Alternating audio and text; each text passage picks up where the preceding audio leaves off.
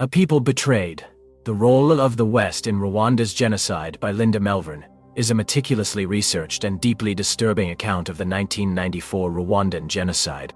The book examines the complex historical, political, and social factors that led to the mass slaughter of an estimated 800,000 Tutsi and moderate Hutu civilians in just 100 days. Melvern also focuses on the role of the international community, particularly Western powers, in either enabling or failing to prevent the genocide.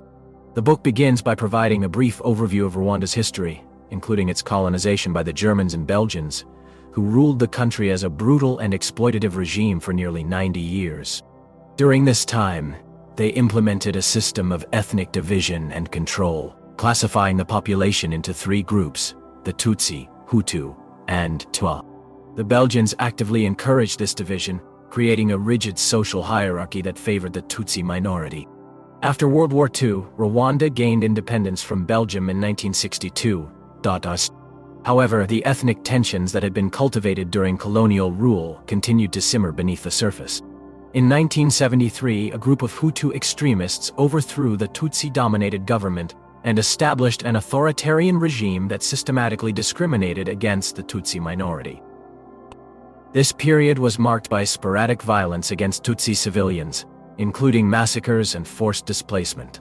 In October 1990, a Tutsi-led rebel group, known as the Rwandan Patriotic Front (RPF), invaded Rwanda from Uganda, launching the first shots of a civil war that would ultimately lead to the genocide.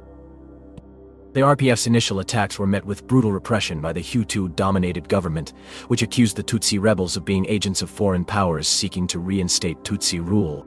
The government's propaganda campaign against the RPF intensified, fueling anti-Tutsi sentiment among the Hutu population.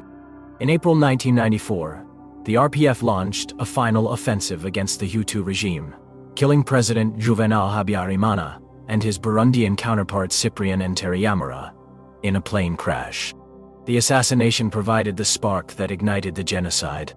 Within hours, Hutu extremists began organizing and carrying out systematic attacks against Tutsi civilians, using radio broadcasts, newspapers, and government officials to incite violence and identify Tutsi targets. The book provides a chilling account of the methods employed by the Interahamwe, Hutu militias, and the Akazu, Hutu political elite, to carry out the genocide.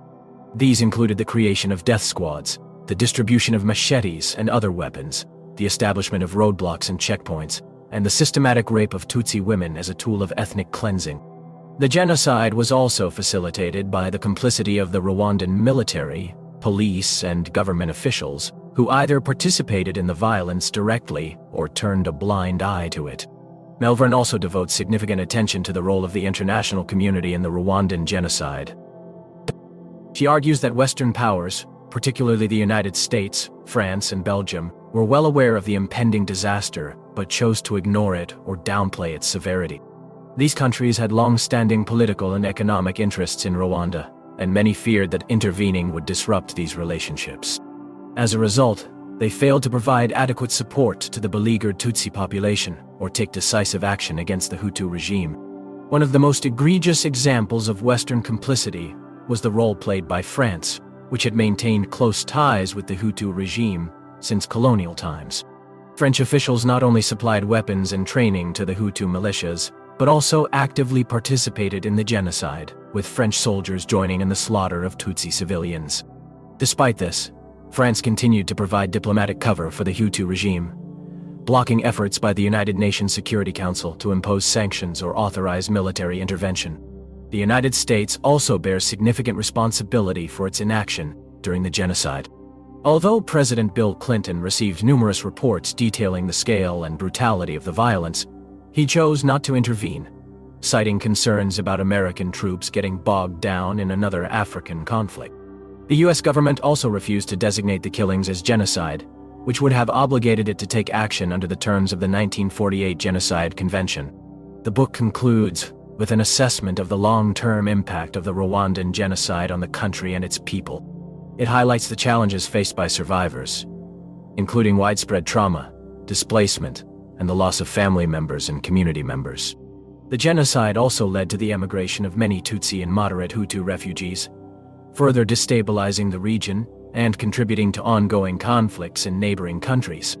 In the aftermath of the genocide, the Rwandan Patriotic Front, RPF, came to power and instituted a new government based on the principles of reconciliation and justice. The RPF established the International Criminal Tribunal for Rwanda, ICTR, to prosecute those responsible for the genocide, and it also implemented a series of reforms aimed at promoting national unity and healing the wounds of the past. However, as Melvern notes, the legacy of the genocide continues to shape Rwanda's political and social landscape, and the country remains haunted by the ghosts of its violent past. A People Betrayed is an essential read for anyone seeking to understand the complexities of the Rwandan genocide and the role played by the international community in enabling or failing to prevent it. Melvern's meticulous research and compelling narrative provide a powerful indictment of those who turned a blind eye to the suffering of the Rwandan people, and a stark reminder of the consequences of such inaction.